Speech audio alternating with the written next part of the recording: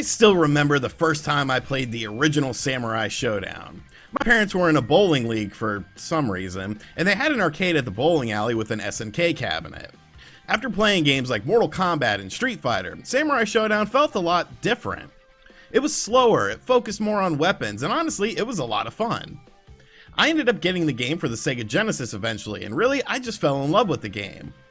I've sampled various Samurai Shodown games throughout the years via collections like the one that released on the Wii, and of course a new Samurai Shodown came out for the PS4 and the Xbox One last year. Now this game has finally hit the Nintendo Switch, but is it a worthy port to add to your Nintendo Switch fighting library? What's up guys, I'm RGT85. If this is your first time on the channel, be sure to hit that subscribe button, but without any further ado, let's get into my review of Samurai Shodown for the Nintendo Switch. Now, Samurai Shodown does share the same name as the original game in the series, but it's more of a reboot of the series to start fresh. The game offers a variety of different modes for you to choose from. You have story mode, you have dojo mode, you have battle mode, online mode, and practice. Practice mode is exactly what it sounds like. The game offers you a tutorial of sorts to familiarize yourself with how Samurai Shodown plays, and then also has training missions in which you learn the moves of the game and how to actually play it. Story mode is of course one of the main modes of the game that you will probably spend a good chunk of time in. The story of the game takes place between the original Samurai Shodown from 1993 and Samurai Shodown 5. It's 1787 and evil is swarming throughout Japan. As famine and fire rage throughout the land, a mysterious cloud fills the air with the presence of evil. A deceased spirit of a young woman who is possessed by demons named Shizuka Gozen threatens to destroy Japan, and basically fighters from all around the world come to Japan to rid the land of Gozen for various reasons. Now really, I don't play fighting games for the story, and I really didn't care about the story in this game at all. Also, you never really learn much about how Gozen has become possessed or why she's doing the things she is doing, although there are a few cutscenes that do showcase her. Each character in the game also has their own mini-story as to why they decide to go and fight, and defeating the story mode will unlock their own story-based ending. It's honestly pretty standard fighting stuff from the retro era of fighting games, so it's fine with me, but I know some people dig the deeper narratives of games like Mortal Kombat 11, so you shouldn't expect that in this game. Gameplay is king though in a fighting game, and Samurai Shodown on the Switch felt both familiar and new to me at the same time. As I've stated, the first game I played a lot, the other games in the series I just sort of sampled, but I felt right at home with this game once the battle started. Samurai Shodown as a series has always been a bit slower paced compared to games like Street Fighter and Mortal Kombat, with more emphasis on weapons-based combat. Characters in the game range from nimbly and quick to average speed to big and bruising and super slow. All of the characters have their own strengths and weaknesses, so it's fun to mess around with the different characters and see which ones you like playing as the most. Each character has a light slash, a medium slash, a hard slash, and a kick. Using these in conjunction with various directional inputs will allow you to do your special moves that each character has as well. As you take damage throughout the fight, you will notice a bar in the bottom corner that starts to fill up. That's called your rage gauge. As your rage gauge begins to fill, your attacks will become stronger. Once your rage gauge is completely full, you have a few different options on what you can do. You could do something called a rage explosion, which slows down time and allows for stronger attacks. Now when you do a rage explosion, you can actually do an additional move called a lightning blade, which is a very powerful super move. Now the downside to using this move is that your rage gauge will disappear for the rest of the battle, so if you do it in like the first round, you won't have access to this move until you fight the next opponent. Another move a full rage gauge offers is a weapon flipping technique, that is a powerful move that will disarm your opponent. The final benefit of a full rage gauge is a super special move that can only be used once in the battle, but it doesn't eliminate your rage gauge from the rest of the fight. So really, there's a lot of different strategy on which sort of special moves to use and when to use them, and I dig it. The game offers some interesting fighting mechanics as well. Aside from your standard movement and blocks, there's something called just defense. Perfectly timing an attack with blocking, a blue spark will appear on the screen. This allows you to avoid taking damage and also helps fill up your rage meter. You can also dodge moves as well, and sometimes if two opponents attack each other at the same time, there will be a sword clash in which one person will become disarmed. Now when you're disarmed, you can go and pick up your weapon, well, pending your opponent lets you get to it. But what's cool is you could do a move called a blade catch, where you will catch your opponent's attack and then disarm them. Now all of these moves and whatnot may sound a bit overwhelming, but really it's not.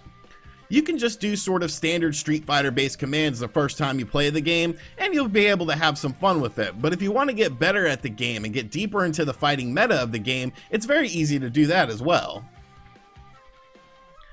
The other game modes are pretty standard, but do offer some fun. The Dojo mode has you battling different ghosts of online players and ranking up higher, and you can even do an Iron Man match that has you battling 10, 50, or 100 computer ghosts in a row, which I would never do 100 because that would just honestly take forever.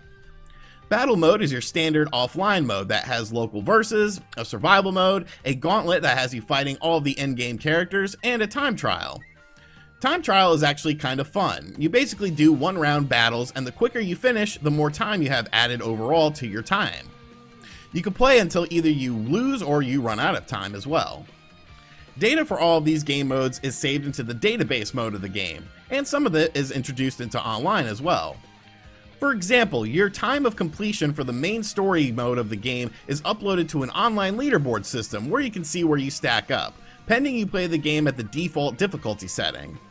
My best time was like 13 minutes, so it kinda sucked, but whatever. And of course there's the online mode of the game. You could choose between ranked match and casual matches. Unfortunately, I wasn't able to find any ranked matches due to getting a review copy of the game, but I was able to do some casual matches with 8-Bit Eric to test out the games online. In casual matches, you could set up a room for up to 10 players with various privacy settings, so you can hold little tournaments if you wanted to. There is no voice chat in the game, but there is an in-game text-based chat system, where you can either use pre-programmed messages or type out your own. The online of the game was very smooth, and Eric and I played a bunch of different matches, and I experienced no hiccups or anything, which is very promising for the online functionality of Samurai Shodown. In the presentation department, I think Samurai Shodown is mostly good. The character models themselves are all very well done, and I really like the art style used in the game. The game runs at 60 frames per second as well, and is super smooth with no hiccups or issues when playing. There's cool little blood splatter that happens from time to time during battles. You could chop your opponents in half, and I think some of the backgrounds actually look really nice, while some of the others do suffer a bit from just being sort of drab. Now the game has been graphically downgraded over the PS4 and the Xbox One versions of the game, and you can definitely see it in some of the backgrounds, but overall I think the game looks pretty damn solid. In handheld mode there is a bit more blur, and things definitely look crisper when you're playing in docked mode, but it's nothing too bad, and honestly it's pretty crazy to see games like this and Mortal Kombat 11 running so smoothly on the Nintendo Switch. The music in the game is nice as well, and very indicative of old school Japanese sounds, and the sound effects sound great and reminded me of the classic game I grew up loving. Now as far as complaints are concerned, I do have a few. First off, I don't really like the final boss of the game. Samurai Shodown is a game based more on skill than dumb luck, I've always felt, and the last boss can feel pretty cheap and just weird at times. It feels more random than it should when you're combating her, and it's way more tricky to do it with some characters than other characters. Another thing is, the roster is a bit small for the overall characters. But you might be saying to yourself, well there's 2 pages of characters, there's a lot of different people to choose from. Well, that's kind of true, but the second page of characters are additional DLC that you actually have to pay for. Now this game released on the PS4 and the Xbox One last summer, and often goes on sale for pretty cheap, and the Nintendo Switch version of the game is releasing at $50. It would have been nice, since this version took longer for it to come out, if at least 1 or 2 of the DLC characters would have been free, instead of trying to get additional money out of the Nintendo Switch fanbase. Now I guess it is kinda cool that the DLC characters will pop up in fights so you can fight against them, but still it would have been nice for at least 1 or 2 of them to be included for free. The final complaint is that Samurai Shodown plays it very safe in terms of content, and doesn't really pack the same sort of punch that games like Mortal Kombat 11 have in terms of different modes. While Samurai Shodown does offer different modes, they're all pretty much the same thing, just basic fighting, whereas a lot of newer fighting games are expanding into sort of different things. Once again, it's not really a huge deal, but it's something that might be weird for those who are more familiar with modern fighters. All that aside though, I think Samurai Shodown is a fantastic game for the Nintendo Switch. Now, if you own a PS4 or an Xbox One and you don't care about portability, I'd probably save some money and pick it up on one of those systems, because like I said, the Nintendo Switch version of the game is $50. However, if you only own a Nintendo Switch and you love fighting games and you've already moved on from games like Mortal Kombat 11, this should for sure be a game that's on your radar. I really like the port that they did with this game, and once the online starts to fill up, I think it'll be a lot of fun.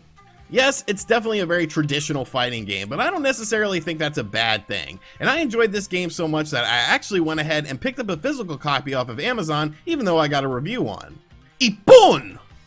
Alright, so those are my thoughts on Samurai Shodown for the Nintendo Switch. Honestly, a really solid port of the game. I think a lot of Nintendo Switch fighting fans are going to enjoy this game. Obviously, you have games like Street Fighter Anniversary Collections, Mortal Kombat 11, Blade Strangers, but I'm always looking forward to more fighting games coming to the system, and I think a lot of people will enjoy this game. So be sure to let me know in the comment section down below if you've played Samurai Shodown on other platforms, or if you've been waiting for the Nintendo Switch version of the game, and whether or not you'll be picking up the Nintendo Switch version of the game. And as always, guys, thank you for checking out this video. Like I said at the start of the video, if you are brand new to the channel, be sure to subscribe and turn on notifications if you enjoy random video gaming content, because that's what we do around here. Be sure to check out the pinned comment in the comment section down below for various links to social media, the awesome 32X book that everyone should buy, and much more stuff. And as always, guys, I will catch you guys on the next video.